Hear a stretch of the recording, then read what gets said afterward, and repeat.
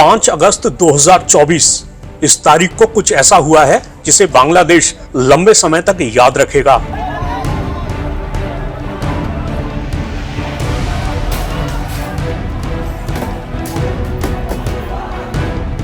ये वही तारीख है जब भारी प्रोटेस्ट के आगे शेख हसीना की ताकत कम पड़ गई।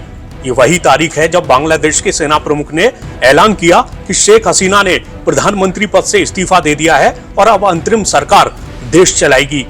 भारी उथल पुथल के बीच 5 अगस्त को ही खबर आई कि शेख हसीना सुरक्षित जगह जाने के लिए निकल गईं। उधर शेख हसीना के आवास पर जमकर बवाल देखने को मिला। वहां प्रदर्शनकारियों ने धावा बोल दिया।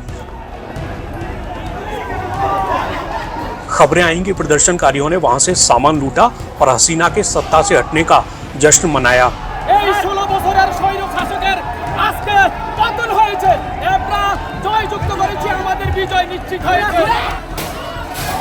इतना ही नहीं, शेख हसीना के पिता शेख मुजीबुर रहमान की मूर्ति को नुकसान पहुंचाने की तस्वीरें भी सामने आईं।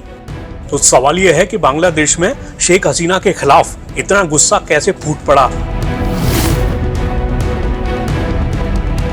बांग्लादेश में कुछ दिनों पहले मुख्य विवाद उस प्रावधान को लेकर भड़का था जिसके तहत 1971 में बांग्लादेश के मुक्ति संग्राम में हिस्सा लेने वाले लड़ाकों के संबंधियों को सरकारी नौकरियों में 30% आरक्षण देने का प्रावधान किया गया था। इस दौरान देश में भारी हिंसा भड़क उठी थी।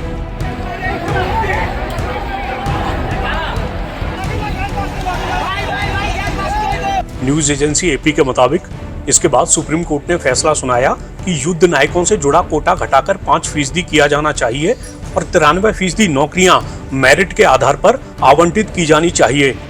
फैसले में बाकी 2% आरक्षण का प्रावधान जातीय अल्पसंख्यकों और ट्रांसजेंडर और विकलांग लोगों के लिए किया गया। सरकार ने सुप्रीम कोर्ट के फैसले को स्वीकार भी कर लिया, लेकिन प्रदर्शनकारियों ने हिंसा के लिए जवाबदेही की मांग जारी रखी, जिसके लिए उन्होंने सरकार के बल प्रयोग को जिम्मेदार बताया।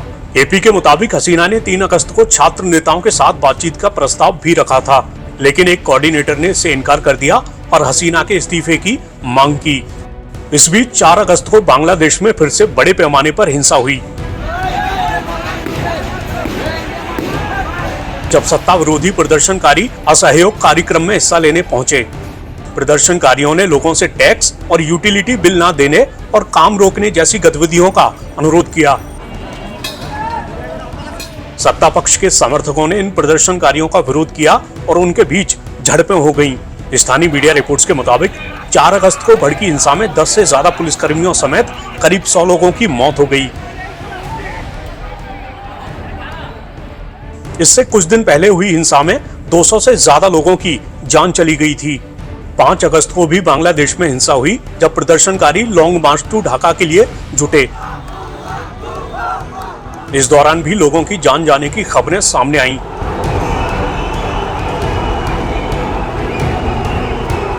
इस बीच अचानक अपुष्ट खबरें आने लगीं कि शेख हसीना ने इस्तीफा दे दिया। फिर सेना प्रमुख मीडिया के सामने आए और उन्होंने हसीना के इस्तीफे की पुष्टि करते हुए कहा कि अब अंतरिम सरकार देश चलाएगी।